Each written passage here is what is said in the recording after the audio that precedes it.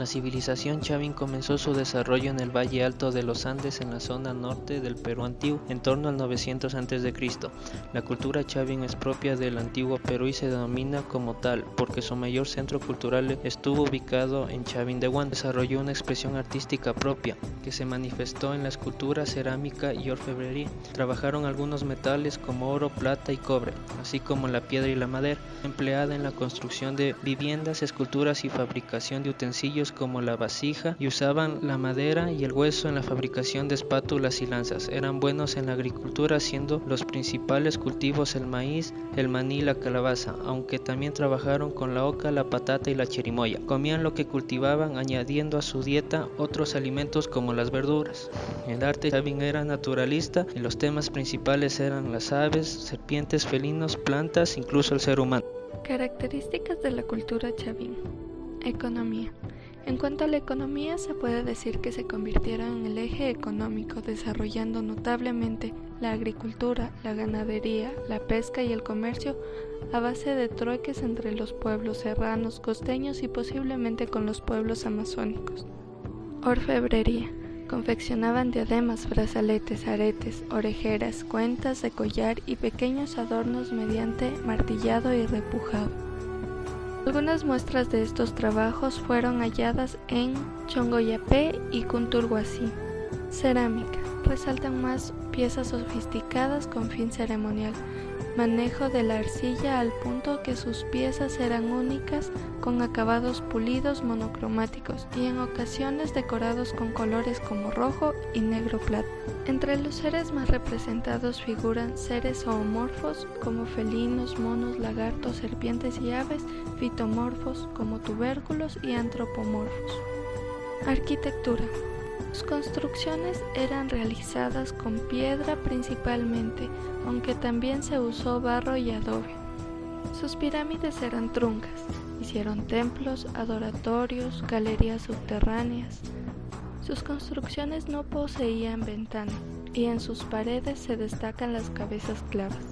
Entre los más destacados se encuentran el templo de Chavin de Huantar, Nepeña, Cunturhuací, entre otros. Textil. Usaron principalmente la lana y el algodón. Se hacían tapices y tejidos. Estos podían ser simples, bordados y con adornos a base de orlas y flecos. Sociedad y política. La cultura Chavin se caracterizaba por tener un estado teocrático, es decir, que estaba controlado por altos mandos religiosos, en este caso los sacerdotes, quienes eran los encargados de gobernar. Tenían conocimiento de la astronomía, el clima y el tiempo. Luego se encontraba la nobleza guerrera, quienes eran los encargados de cualquier invasión enemiga.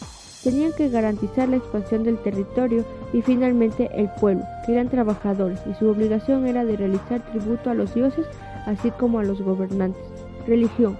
Esta cultura era politeísta y sus dioses eran realmente terroríficos. Sus esculturas muestran seres antropomorfos con rasgos felinos, como el jaguar o el puma, caimanes, serpientes y diversas aves andinas como el cóndor. De igual forma, su cabeza principal era el sacerdote y promovía el culto al dios de los báculos.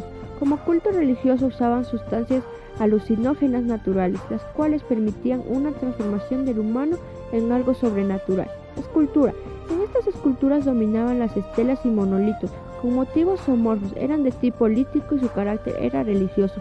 Algunas de sus principales representaciones destacan el obelisco de Tello. El obelisco de Tello tiene una altura de 2.52 metros y de 32 centímetros de ancho, de base de granito y de corte trapezoidal. Representa la unión de dos caimanes que tienen labios gruesos y dientes que salen de su boca. La estela de Raimondi es un monolito de 1.98 metros de altura y 74 centímetros de ancho.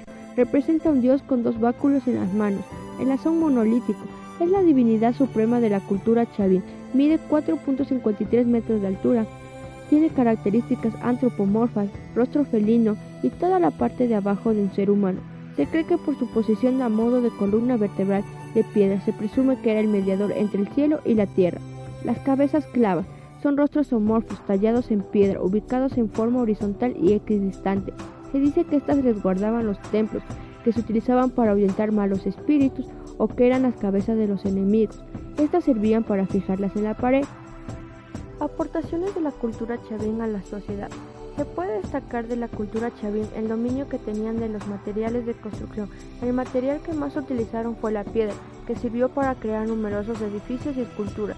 Los chavines han sido la base de las informaciones que se tienen sobre la creación de otras artes y técnicas, como es el caso de la cerámica y la pintura.